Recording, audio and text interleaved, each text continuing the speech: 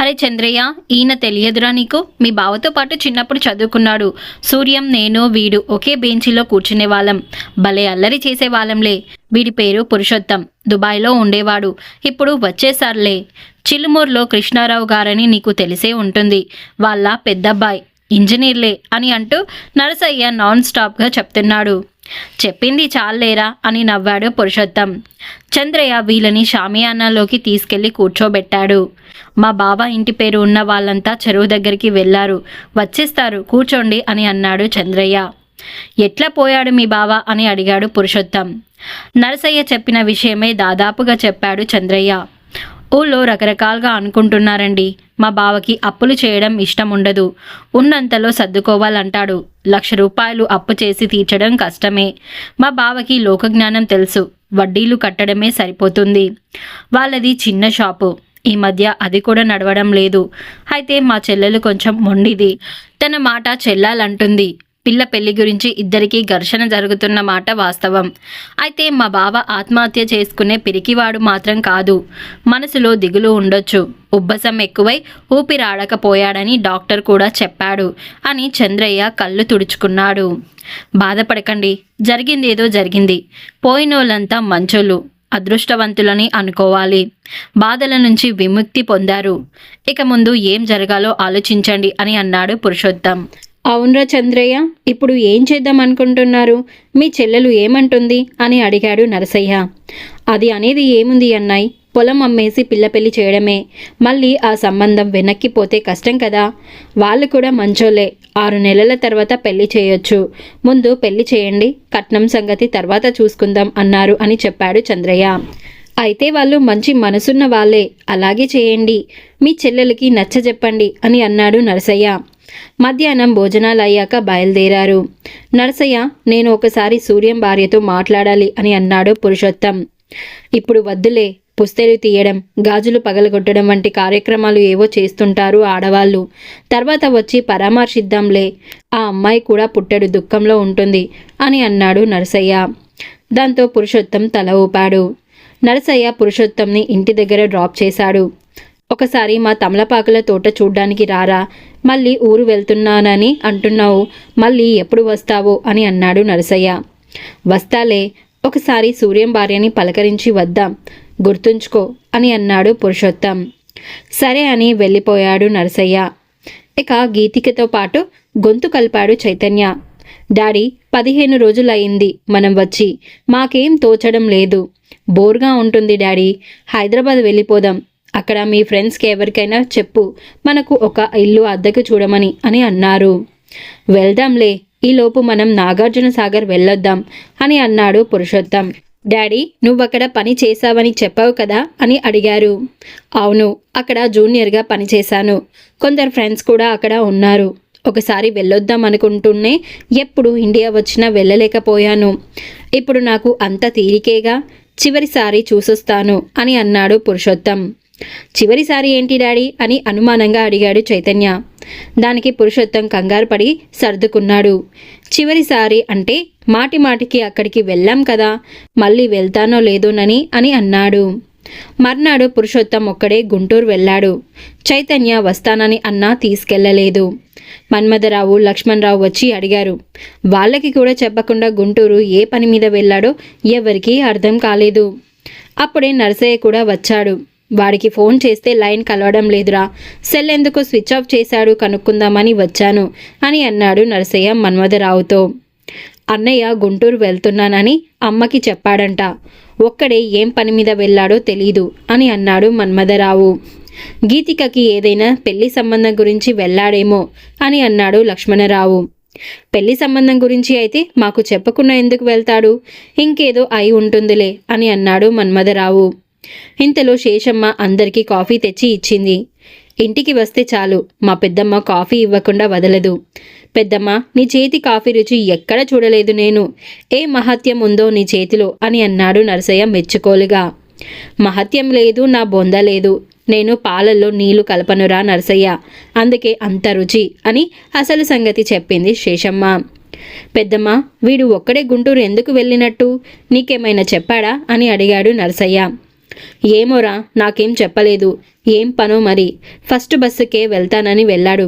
Tiffin కూడా చేయలేదు. గుంటూరులో చేస్తాలే అన్నాడు. స్నానం చేసి కాఫీ తాగి వెళ్ళాడు అని అంది శేషమ్మ. ఏరా, మీ అన్నయ్య కూతురికి పెళ్లి చేయాలనుకుంటున్నాడు.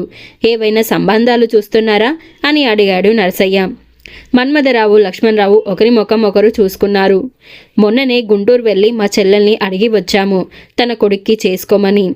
25 లక్షలు ఇస్తామని సంబంధాలు వస్తున్నాయని దీర్ఘాలు తీసింది. ఇప్పుడు అన్నయ్య దెబ్బతిని ఉన్నాడుగా, కట్నం ఇవ్వలేదని అదొక వంక. అది డబ్బు మనిషి అయిపోయింది అని అన్నాడు మన్మథరావు అక్కసుగా. ఈ సంగతి మీ అన్న చెప్పాడులే.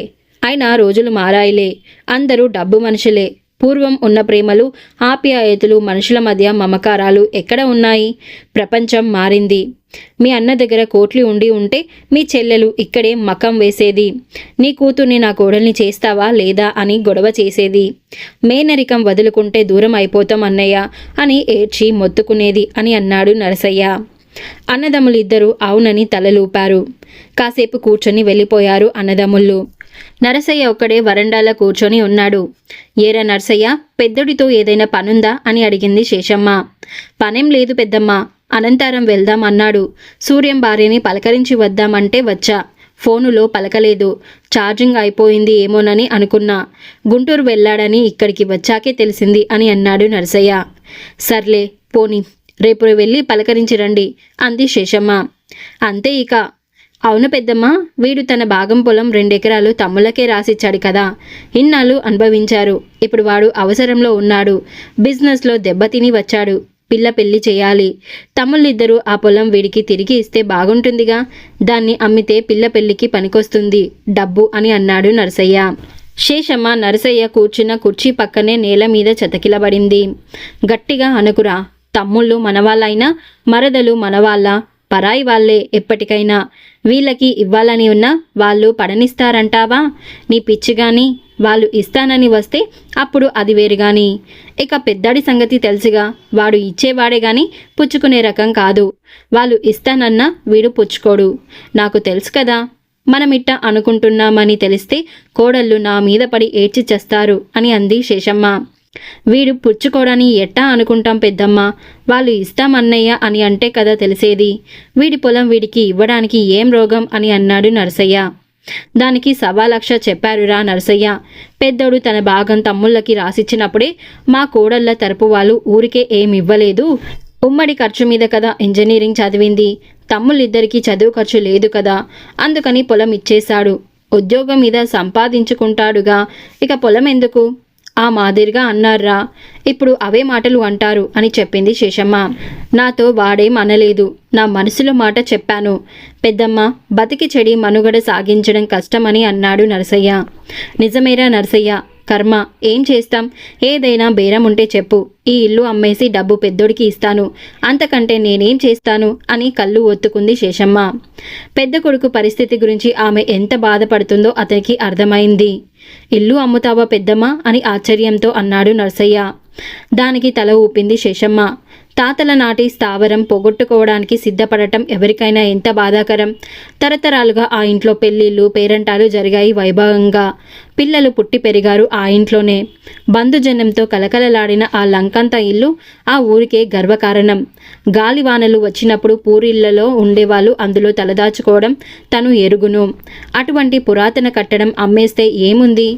ఆ ఇంటిని పడేసి కొత్తది కట్టుకుంటారు ఎవరైనా. ఊరికి మధ్యలో ఉండడం వలన మంచి విలువ చేస్తుంది. అయితే అమ్మినప్పుడు అతని తమ్ముళ్ళు భాగం అడగకుండా ఉంటారా అని నరసయ్య భారమైన హృదయంతో లేచి బయలుదేరాడు. మర్నాడు పురుషోత్తమే నరసయ్యకు ఫోన్ చేశాడు. అర్జెంటుగా గుంటూరు వెళ్ళానురా పని మీద. నిన్న వచ్చి వెళ్ళవటగా అమ్మ చెప్పింది అన్నాడు పురుషోత్తం. అవునురా, అనంతరం వెళ్దాం అనుకున్నాం కదా. సూర్యం భార్యని పలకరించి వద్దామని వచ్చా. నిన్న నీ ఫోన్కి లైన్ కలవలేదు. అందుకని ఏమైందోనని వచ్చా అన్నాడు నరసయ్య. సరే, ఇప్పుడు నీకు తీరిక ఉంటే రా వెళ్దాం అన్నాడు పురుషోత్తం. ఇప్పుడు కాదులే, ఆకులు కోయిస్తున్నా. సాయంకాలం 4ంటికి వస్తాను. అప్పటికి సరుకు తెనాలి వెళ్ళిపోతుంది అని చెప్పాడు నరసయ్య. దాంతో నీ ఇష్టం అన్నాడు పురుషోత్తం. చెప్పినట్టుగానే సాయంకాలం వచ్చాడు నరసయ్య. ఏంట్రా అంత అర్జెంటు గుంటూరులో అని అడిగాడు వస్తూనే. రేపు నాగార్జున సాగర్ వెళ్తున్నా పిల్లల్ని తీసుకొని. అక్కడ ఇప్పుడున్న వాళ్ళ ఫోన్ నెంబర్లు ఇస్తానంటే నాగభూషణం దగ్గరికి వెళ్ళాను. వాడు నాతో పాటే పనిచేసి ఇప్పుడు గుంటూరులో ఉంటున్నాడు. ఒకసారి వాడిని చూసినట్టు ఉంటుంది, ఫోన్ నెంబర్లు తీసుకున్నట్టు ఉంటుందని వెళ్ళా. పాత స్నేహితులను కలుసుకోవడం నాకు చాలా సంతోషంగా ఉంటుంది. అప్పట్లో గడిపిన రోజులు గుర్తొచ్చి ఆనందం కలుగుతుంది అని చెప్పాడు పురుషోత్తం.